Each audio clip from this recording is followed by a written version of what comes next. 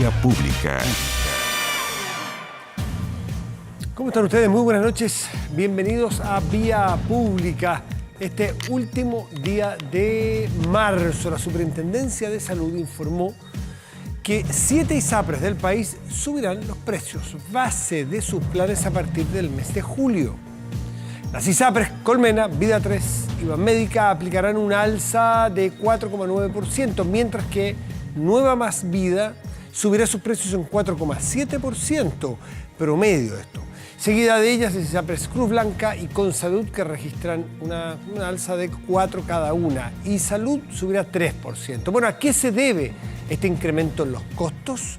Todos los años las ISAPRES deben informar cuál será el alza que aplicarán en sus planes durante la próxima temporada, la que se inicia en junio de este año y termina en el mismo mes, 2021. En promedio, las ISAPRES encarecerán sus precios en un 4,5%, cifra por debajo del 5,1% registrado durante el año pasado. Esto si no prospera la idea de aplazar los ajustes por la crisis sanitaria, como la han planteado algunas ISAPRES. Luego de conocer el alza, los afiliados pueden aceptar la propuesta de aumento efectuado por sus ISAPRES, tomar un plan alternativo o bien poner término al contrato para incorporarse a FONASA o cambiar de ISAPRE. Además, las personas cotizantes tendrán la facultad de apelar, cosa que ya es bastante común hace tantos años, ¿no?, ante la Superintendencia de Salud o ante los tribunales de justicia, presentando recursos de protección. Desde La Moneda, el ministro del Interior, Gonzalo Blumel, calificó el anuncio como inoportuno, textual, y llamó al Senado a aprobar el proyecto de ley de ISAPRES a la brevedad para evitar este tipo de situaciones. Vamos a la pantalla con la pregunta del día, y esta tiene que ver con si se debe autorizar el retiro de fondos de las AFPs con el fin de enfrentar la crisis por el COVID-19. Es decir, que cada persona saque de sus fondos de la AFP para enfrentar la crisis económica que viene. ¿Esa es una solución? Otros dicen, no es esa, porque esos son fondos para las pensiones, que ya hay problemas para el pago de pensiones. Sacarle más plata, dicen, es peores pensiones. Otros dicen, no, debe haber situaciones como, por ejemplo, seguros que hay ahora. Pero ¿qué tienen que ver las pensiones que son a futuro? Usemos seguros como el del desempleo, usemos aportes del fisco, aprovechemos liquidez que dan, en fin, otros métodos. En cambio, otros, como una de las AFP, una de todas, dice, ¿qué tal si le permitimos a la gente que saque el 5% de sus fondos? ¿Qué opina usted? ¿Sí o no se debe permitir? Ahí está la pregunta. Nos vamos a la mesa de conversación. Ya nos acompaña desde su casa, me imagino, por esta hora, Paola Tapia, que estará acuarentenada, exministra del Trabajo, actual profesora o decana, ¿qué es? Profesora, no sé si. Directora. Directora, sí, en la Universidad Central. Muchísimas gracias, Paola, por estar aquí. Muy buenas noches. Hola, gracias a ustedes, Matías, saludarlos a ustedes en el estudio, como a todos los que acompañan esta noche noticiosa con harta información el día de hoy, ¿verdad? Sí, pues mire, qué interesante, la paradoja, entrevistando a una ex ministra de Transportes y Telecomunicaciones a través de un método de las telecomunicaciones.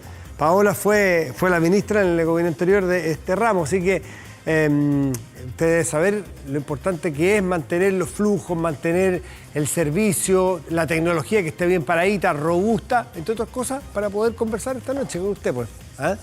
Sin lugar a dudas, si vemos en todo el mundo entero, estamos viendo cómo las noticias, la información está llegando a los hogares a través de Internet, así que es muy importante que funcione en forma adecuada. Veíamos, por ejemplo, en Madrid se utiliza ahora más de un 90%, ha superado lo que se hacía habitualmente, y acá en la región metropolitana y en todo el país también hay un uso bastante arduo de Internet, así que ahí también tienen que responder, por una parte, las empresas y por otra parte también ojalá el gobierno, buscando la forma de utilizar aquel espectro que puede ser reasignado para permitir a los usuarios y usuarias un mejor servicio durante estos días. ¿Ha habido acuerdos con las empresas para que haya entrega de servicios gratuitos en algunos casos? ¿Qué le parece esa alternativa?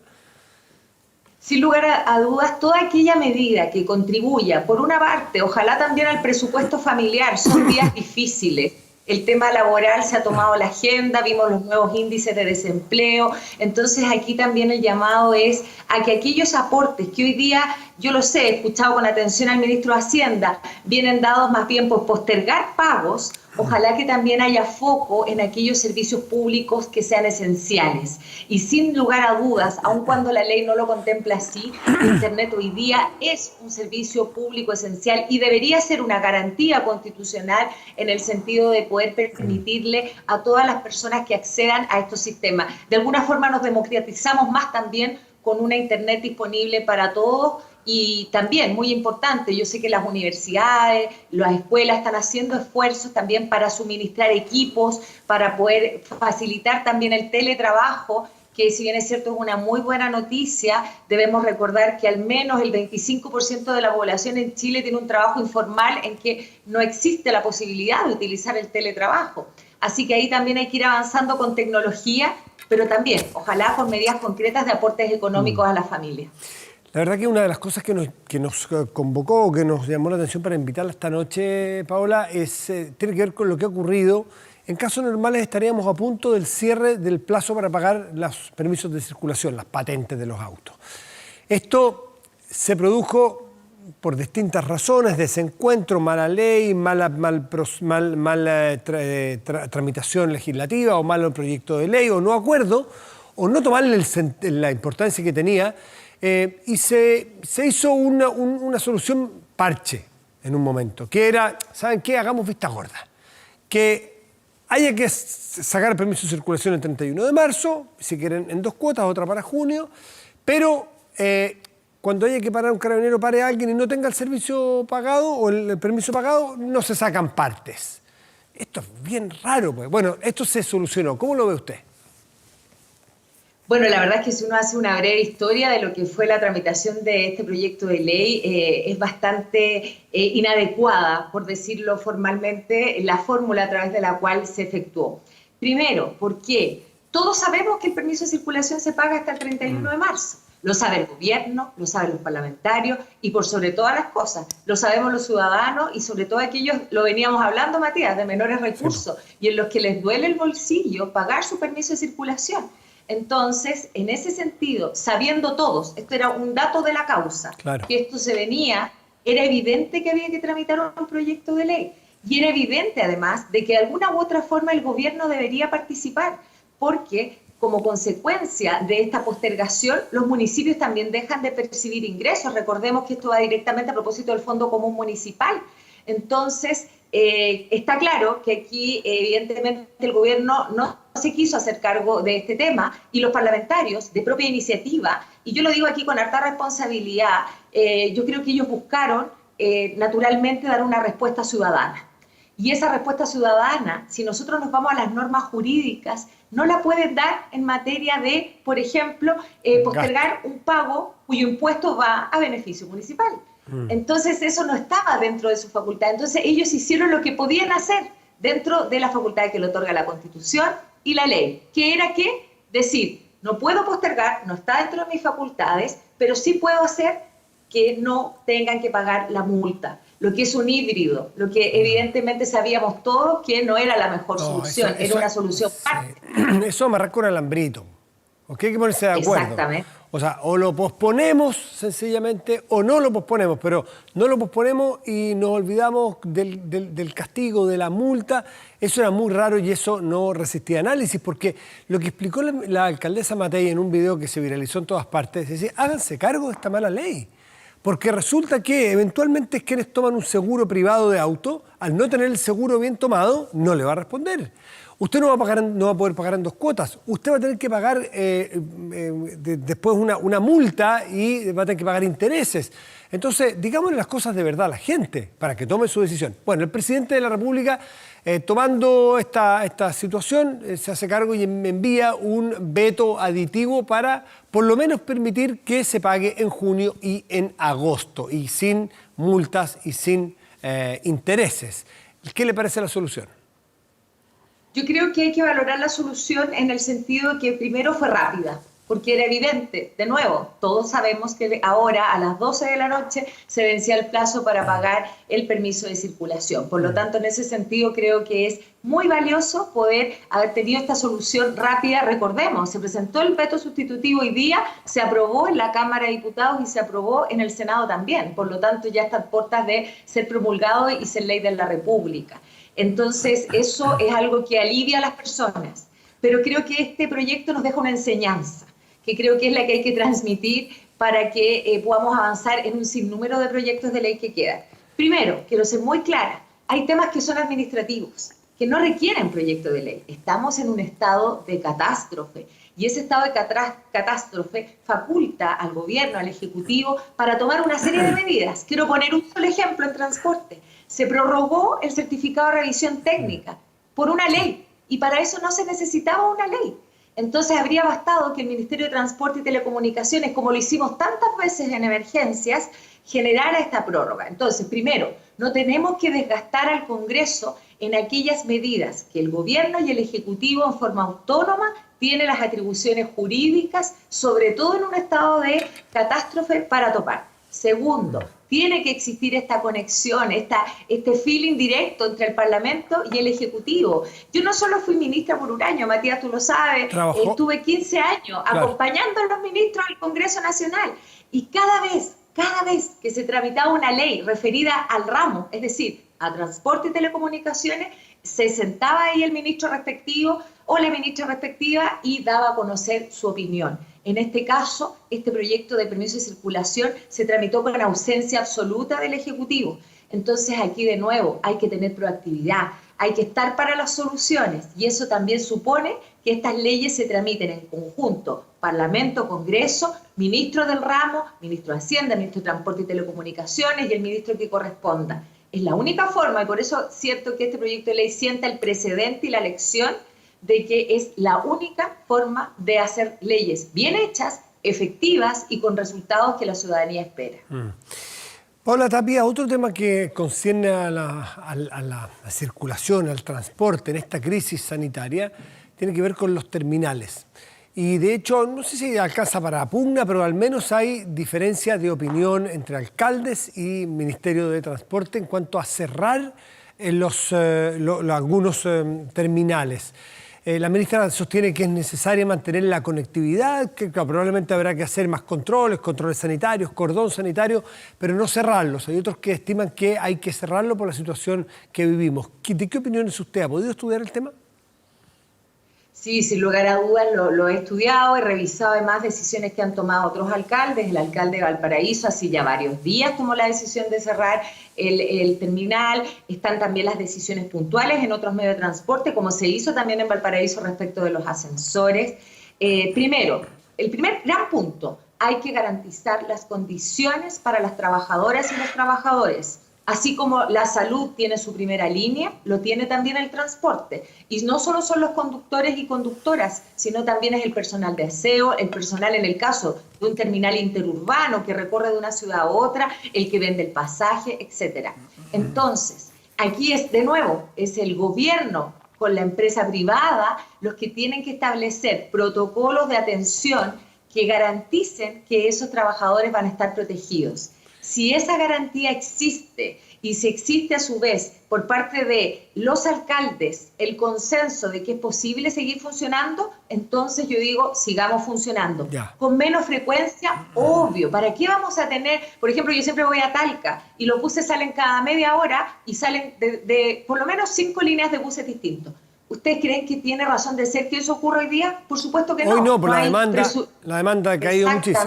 Bueno. Entonces, muy importante, tiene que haber un consenso. Y ese consenso, la única forma es a través del acuerdo entre el gobierno y los alcaldes respectivos. Paola, pero y las empresas privadas. Si es que la decisión del gobierno ha sido, o la política, de ir haciendo cuarentenas progresivas en aquellos lugares donde los focos se disparan, es justamente tratar de no adormecer al animal completo. A todo el país cuarentenado por los costos sociales que eso puede traer aparejado. O sea, ser responsable, pero siendo meticuloso y cuidadoso donde sí y donde no. Quiere decir eso, o lleva implícito, en que hay lugares donde puede haber una cierta actividad. Entonces, cortarle los buses va a cortar toda posible actividad. Efectivamente, y por eso te vuelvo a reforzar, Matías, desde el punto de vista técnico, hay que estar primero a la decisión sanitaria, y eso es lo primero. Sin duda. Pero segundo, si los protocolos son claros, si podemos brindarle seguridad a las trabajadoras y trabajadores, sin lugar a dudas, el sistema tiene que seguir funcionando. Te voy a poner otro ejemplo, los puertos. La carga que lleva a través de los puertos de nuestro país. ¿Vamos a cerrar todos los puertos? Eso no es factible. Romperíamos cadenas de abastecimiento que son sumamente relevantes. Entonces, ahí la pregunta es, ¿cuáles son los protocolos que se han establecido por la autoridad, que es el Ministerio de Transporte y Telecomunicaciones, para poder garantizar que esas trabajadoras, que esos trabajadores tienen las condiciones de higiene, de seguridad sanitaria para seguir trabajando? Entonces no solo se trata de los terminales, se trata de los puertos, se trata de los ferrocarriles, se trata del metro, se trata de los buses, no solo en Santiago, sino también en regiones. Entonces aquí lo que yo extraño es, por una parte, protocolos de acción claros. Segundo, intervención de la autoridad. Si esto no son condiciones normales, esto no es que yo le diga a la empresa, usted se tiene que hacer cargo. Esto es generar un mandato a las empresas, el aporte que sea necesario para asegurar que existan las condiciones de higiene y seguridad. Sin eso, evidentemente vamos a tener que cerrar todos los terminales, porque aquí va a haber una omisión de parte de la autoridad de haber tomado cartas en el asunto, de haber prevenido la situación y no tener que estar después diciendo tuvimos que cerrar los terminales, producto de que se producen estos focos en ese lugar. Paola Tapia, muy buenas noches, muchísimas gracias por haber tomado contacto y explicarnos desde la experiencia, muchos años, como dijo, no solo fue ministra, 15 años trabajando en distintos gobiernos como experta, abogada y académica de la Universidad Central en materias de transporte. Gracias, ministra, le voy a decir. Gracias, Paola, que esté muy bien, buenas noches. Gracias, Matías, buenas noches. Que esté muy bien. Y antes de ir a una pausa, les recordamos que tenemos una pregunta planteada para ustedes. Si piensan que debe autorizarse el retiro de fondos de las AFP con el fin de enfrentar la crisis del COVID-19, y el 96% de las personas hasta ahora creen que sí, el 4% piensa lo contrario. Hacemos una pausa y volvemos en Vía Pública.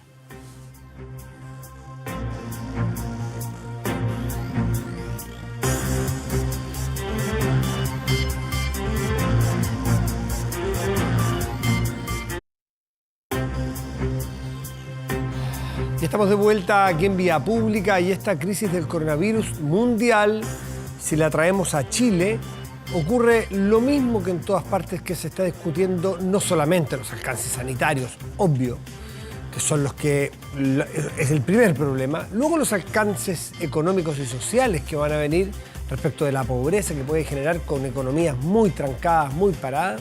Pero hay una tercera variable que ya suena con mucha fuerza y se discute con mucha fuerza. ¿Qué mundo viene después de esto? Es muy probable que por distintos factores que analicemos, lo que vamos a vivir muy luego es una era distinta. No sé si es exagerado decirlo, pero una forma distinta de tratarnos, de vivir, de trabajar, de comunicarnos, de consumir, en fin, perspectivas distintas de la vida. Para eso es necesario entonces llamar a esta mesa de manera figurada a un sociólogo, Manuel Antonio Garretón, quien además es Premio Nacional de Humanidades. Manuel Antonio, muchísimas gracias por estar esta noche con nosotros. Muchas gracias a ustedes, Matías, por la invitación. Bueno, las preguntas están planteadas y todos los intelectuales del mundo están escribiendo, me imagino que papers, pero también en muchos diarios, columnas explicativas o ya vislumbrando qué es lo que viene. ¿Dónde te parece que podamos vislumbrar los cambios más importantes en el modo de vida que llevábamos antes y lo que puede haber después? Mira, lo primero a plantear, yo creo, es que aquí hay un desafío y una apuesta muy grande, porque también podría ocurrir que después de pasado este paréntesis, nos acostumbráramos a la antigua normalidad que teníamos y volviéramos a ella, y no nos hagamos cargo de la crisis de algún modo planetaria, civilizatoria que esto tiene. Por ejemplo, que continúen los enormes márgenes de desigualdad en el mundo, que continúe la incapacidad del mundo y de la humanidad de gobernarse y dejar que sean las fuerzas del mercado o las fuerzas de los virus las que nos dominen. Entonces, yo tengo la impresión que la prueba por la que estamos pasando, cómo vivimos esta crisis, es probable que la podamos pasar bien, la podamos aprobar. Se puede ver que es un momento de mayor solidaridad, aunque llamar a resolver esto como problema, como si esto fuera una guerra, o a pensar que el aislamiento y el distanciamiento es solamente para salvarme a mí y no para salvar al otro, también todavía eso no está resuelto. Pero el gran problema es el problema del futuro, si realmente la humanidad va a estar dispuesta a hacer una transformación global. Pensemos en las dos grandes crisis mundiales humanitarias. Pero, sí, Manuel Antonio, estas crisis... La crisis económica y la Segunda Guerra Mundial. De ahí salió un mundo cambiado. Claro, la crisis de los 30 y la Segunda Guerra de los fines de los 30, principios de los 40. Y salió un mundo cambiado objetivamente porque tenía que cambiar, pero también porque hubo una voluntad de cambio. Y entonces el gran problema planteado, a mi juicio, es la voluntad que tengamos de dejar de vivir como hemos vivido. Y eso va a significar, a mi juicio, digamos, un prejuicio, y hay que decirlo así, muy grande, de si quisiéramos dejar de vivir para los grandes poderes económicos y políticos del mundo. Ahora, Manuel Antonio, interesante porque estamos viviendo, claro, con muchas cosas negativas, desde la polución, la contaminación, los estrés, los ansiolíticos, ¿no es cierto? Hay desigualdades en muchas partes del mundo, que en Chile también, pero también caer en el peligro del romanticismo de que todo pasado fue mejor, cuando los niveles de pobreza, de hambruna, de peste, de subdesarrollo científico, nosotros, claro que somos una generación que hoy vive, pero si resucitaran nuestros bisabuelos dirían, momento con eso, que también tiene sus complicaciones. Entonces, el romanticismo que no nos haga pensar que parar el crecimiento económico va a ser mejor necesariamente, es peligroso. ¿Dónde está ese equilibrio? No, yo lo que estoy diciendo es exactamente lo opuesto, en el siguiente sentido. Mi impresión es que no podemos seguir viviendo como hemos vivido. El modo como hemos vivido, finalmente, aunque muchos hayamos podido disfrutar de eso, significa una destrucción potencial de la humanidad, tanto de sus recursos naturales del medio ambiente, como de las formas de convivencia. Es decir, mi impresión es que, y en el caso chileno hay otra particularidad que yo quisiera después entrar en ella, mi impresión es que tenemos que cambiar de civilización. Yo no estoy diciendo que viene de todas maneras el cambio civilizatorio. Digo, esa es la apuesta. ¿Y qué cambio de civilización? ¿Hacia dónde? ¿Hacia qué tipo de civilización? Por ejemplo, yo te diría una civilización distinta, aunque se apoye en los grandes avances de la sociedad industrial, pero distinta a la civilización industrial, una civilización en la cual básicamente lo que importa es que los seres humanos sean, convivan, se relacionen, no tengan que condicionar su vida al determinado ingreso que tengan o a su posición que tengan en el mercado o en un puesto de trabajo. Es decir, una sociedad básicamente de derechos humanos, como dijo la humanidad a la salida de la Segunda Guerra Mundial, pero derechos humanos y derechos sociales que de alguna manera requieren instituciones, requieren creación de instituciones en un momento en que además estamos en una profunda crisis de creencia y de confianza en las instituciones. Y por eso yo creo que el caso chileno tiene una particularidad muy grande, porque tenemos que juntar, a mi juicio. No estoy hablando tanto de la solución a la crisis sanitaria propiamente tal, sino a lo que está detrás, a lo que viene después. Tenemos que juntar lo que fue el estallido con lo que es esta crisis. En el primer caso es la demostración de una situación de desigualdad, de abuso, de miserabilidad de la vida cotidiana que habíamos dejado pasar y que nos estalla. Y entonces, frente al cual la gente, por distintas razones, dice, no creo en que las instituciones me puedan resolver el problema. Ahora, fíjate que nosotros heredamos esa situación para esta crisis. Y entonces, estamos en una situación de enorme desconfianza, crisis, rechazo de las instituciones en un momento que necesitamos absolutamente instituciones. Eso, pero la paradoja... En un momento en que nadie se las puede arreglar por su cuenta. Por esa es la paradoja. Todo lo que vivimos durante un tiempo fue un modelo que nos dijo, arréglense a ustedes por su cuenta. Y hoy día sabemos que no nos podemos arreglar por la cuenta, pero ya no confiamos en las instituciones. Y entonces, en ese sentido, yo creo que es muy importante hacer el link entre estas dos crisis. Es decir, hay que resolver hoy día el problema principal de cómo nos mantenemos vivos y cómo nos mantenemos no solo el conjunto de individuos, sino como comunidad, cómo nos mantenemos vivos.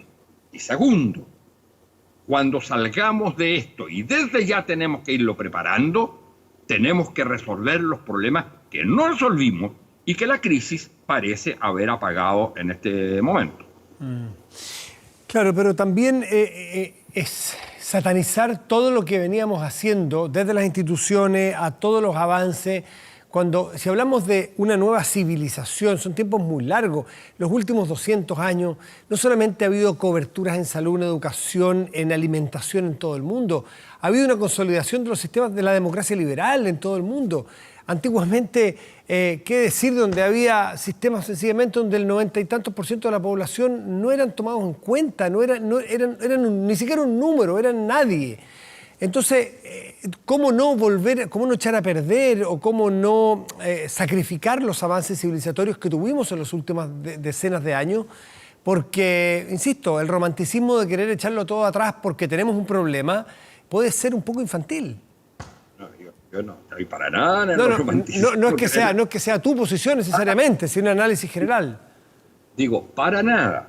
Al contrario, lo que quiero decir es que lo que avanzamos en la humanidad, que es mucho, en los últimos siglos, mucho, no se debe para nada a que unos hayan dominado sobre los otros, a que haya habido guerras, a que haya habido decaimiento del sentimiento de lo público. Todos esos no fueron avances, todos esos fueron retrocesos que de alguna manera impidieron que los avances... O sea, fueron las derivadas negativas de los avances. ¿Perdón? Fueron las derivadas, las externalidades negativas de los tipos de avances que tuvimos. Yo no estoy de acuerdo con esa es la interpretación que dan varios intelectuales, que esto eran los costos de la modernidad. Eran costos que no se tenían por qué pagar. No se tenían por qué pagar esos costos. Los costos que se pagaron fue porque se impuso una determinada manera de hacer las cosas, que significó una creciente elitización, una creciente capacidad de dominio de poderes económicos, poderes políticos, poderes comunicacionales. Entonces, lo que yo digo, todo eso significó en el fondo que los poderes fácticos, entre ellos el mercado y otros, reemplazaron al papel central que tenía la política. Y por eso, como la política quedó aislada, como la política quedó dando vueltas en torno a sí mismo, la gente tendió a rechazarla. Bueno, Antonio, una de las características, de las carencias más importantes que la población ve y palpa hace un buen rato en Chile, es la carencia de lo colectivo, de un plan colectivo, de un plan que nos una. El coronavirus, que es una pandemia que cruza ciudades, razas, pueblos, colores, geografía, y que realmente necesitamos, por ejemplo, que si tú estás sano en tu casa no salgas, no solo para cuidarte a ti, porque necesitas cuidar a tu vecino, a tu hermano, a tu tía, lo que fuere, Eso lleva implícito una dosis importante de solidaridad, que es justamente la base de lo colectivo. ¿Tú crees que estamos en un buen pie para generar este nuevo plano de lo colectivo? Mira, no puedo estar más de acuerdo en ese punto. Y eso me lleva a criticar las posiciones de otros intelectuales que dicen que esto que estás diciendo tú es una tontera. Decir que lo colectivo, que lo solidario, que lo tribal va a predominar sobre el individualismo es una tontera. Tú habrás leído la columna al respecto. Sí. Y a mí me parece eso una tontera. Hay varias columnas, ¿no? Hay varias columnas que dicen que tienen que morir los que tienen que morir, en fin, cosas bien brutales. Claro, sí. Hay una columna muy conocida, ¿no es cierto?, que nos decía el otro día que era una tontera hablar de el predominio de lo colectivo, de lo tribal, por sobre lo individual. Y la verdad, por el individualismo. La verdad que hay que partir de reconocer una cosa. Hay dos tipos de individualismo. El individualismo egoísta, que es el propio de un modelo neoliberal de mercado, como se le quiera llamar, y el individualismo que afirma que se es individuo y sujeto en la medida que reconozco al otro. Y el otro no es solo el que es igual a mí, el que está al lado, el otro es aquel, en primer lugar, que está cercano a través del cerrado por fronteras, que es mi país, pero es también la humanidad. Claro, también la humanidad. Sí, y en ese sentido, si no hay el predominio de lo colectivo y de lo solidario, todo individualismo va a ser finalmente criminal. Ahora, el peligro... Va a significar que quiero eliminar al otro. Manuel Antonio Garretón, pero el peligro de estas posiciones tan radicales, encontradas y tan de blanco y negro, ¿no? Es así, donde el individualismo o lo colectivo, ¿por qué han de ser excluyentes el que nosotros tengamos características individuales, intereses individuales, incentivos a hacer cosas individuales en el marco de lo colectivo? ¿Por qué va a ser excluyente? No, pero todo lo contrario. Pero si a mí me dicen que lo que tiene que predominar es individualismo sobre la solidaridad... No, predominar no. Eso está yendo en ese error. Perdón, hay quienes lo que han planteado en el extremo liberalismo que se defiende hoy día por parte de algunos intelectuales, hay básicamente esa idea de oponer el individualismo a la solidaridad. Y yo te diría que lo básico, lo fundamental del individualismo en el sentido ético es que tiene que ser solidario y no que tiene que ser egoísta. En ese sentido, aquel que se aísla solo para salvarse a sí mismo, yo diría, deja de ser un sujeto, deja de ser un individuo, pasa a ser una especie de átomo que no entiende que forma parte y que su posibilidad de realización tiene que ver en la relación con el otro. Y eso se implica, a menos a nivel de la escala de los países, entender que somos una comunidad política. ¿Y la política en qué consiste fundamentalmente? En redistribuir la capacidad de poder entre los distintos sectores. Bueno, desde la época del trueque, que nos necesitamos unos a otros, Manuel Antonio, es más viejo que el hilo negro, pero tú dices, ojo, qué interesante, aplicaste en términos, en los extremos liberales, claro, tiene una mirada un poquito blanco y negro de la vida. Los extremos colectivos también, donde borran las iniciativas individuales, son otro peligro. Por eso te pregunto qué es interesante este ejercicio que el COVID nos ha planteado, que es el decir, cuidémonos, cuídate para cuidar al otro.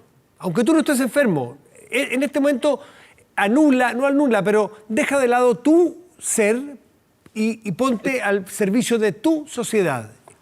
Exactamente, yo lo que digo, y en eso te insisto, estoy muy de acuerdo contigo, estamos pasando de un modelo con correcciones, por supuesto, que tuvo muchas correcciones muy importantes, pero que básicamente apuntaba a que la sociedad es una especie de mercado, que cada uno se la arregla por su cuenta y dependiendo de su poder de consumo, de su cantidad de dinero, a una situación en la cual, independientemente del trabajo, independientemente de las características culturales, de las diferencias y de las diferencias de poder, tenemos que construirnos como sociedad. Y eso va a implicar tener que generar instituciones que ya no son las mismas que servían para la sociedad basada en el consumo, basada en el mercado, basada en el individualismo. Vamos a tener que generar otro tipo de instituciones.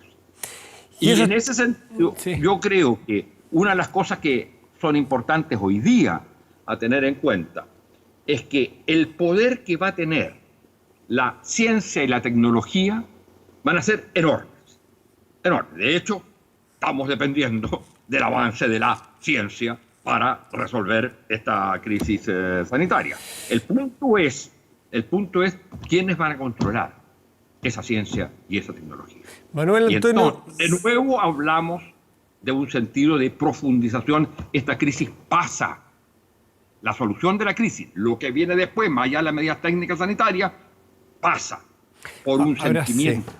Habrá leído Yuval Harari este fin de semana, o en sus últimos artículos que ha escrito, que las soluciones a los desafíos tecnológicos y sanitarios del futuro, si no es con instituciones y transversales internacionalmente, esto no tiene ninguna solución. Ya ni siquiera basta con la sociedad chilena. La única forma es colaborativa o sencillamente nos vamos a exterminar aquí. No lo dice así Harari, pero es una forma de verlo. Eso significa profundización de la democracia a nivel local, a nivel nacional y a nivel de la humanidad. Está bueno, sí, pues. Bueno, Manuel Antonio, te agradezco mucho esta conversación y seguiremos viendo tus columnas, tus propuestas intelectuales para el mundo que viene, que se abre un escenario muy interesante para debatir. Pero por ahora, encarguémonos del bicho que nos tiene de cabeza a todo el mundo para salvar vidas y luego discutir el mundo que viene, que es fascinante. Manuel Antonio, tenemos que estar discutiendo el mundo que viene, tenemos que estar discutiendo el mundo que viene mientras tratamos de... No, por supuesto. En el encierro que nos sirva para eso, para pensar y leer. Que te vaya bien, Manuel Antonio. Mucho gusto. Gracias, muchas gracias. Chao. Pausa y volvemos aquí en Vía Pública.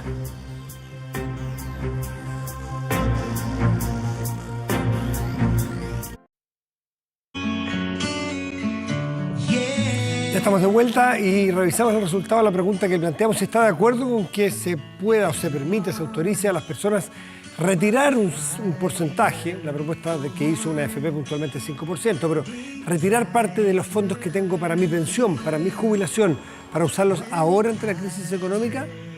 ¿Está de acuerdo? El 97% de las personas está de acuerdo, el 3% no está de acuerdo. Bueno, vamos a nuestro portal de noticias 24horas.cl.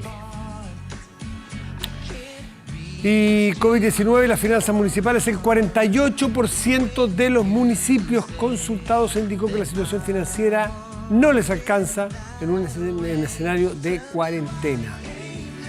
Así es, la situación es a toda escala, es al Estado, es a los municipios, es a las familias, es a las empresas. Por eso que esto es un desafío colectivo muy relevante. Vamos a las temperaturas. La región metropolitana en este momento tiene una temperatura de 17 grados con 4 décimas y el cielo está despejado. Para mañana y pasado, la situación es la siguiente. A ver, para mañana, miércoles, estará despejado con una máxima probable de 29 grados y el jueves también va a estar despejado, pero con una máxima probable de 34 grados. Hágase esa. En la región metropolitana. Vamos a otras dos regiones del país, ¿qué le parece?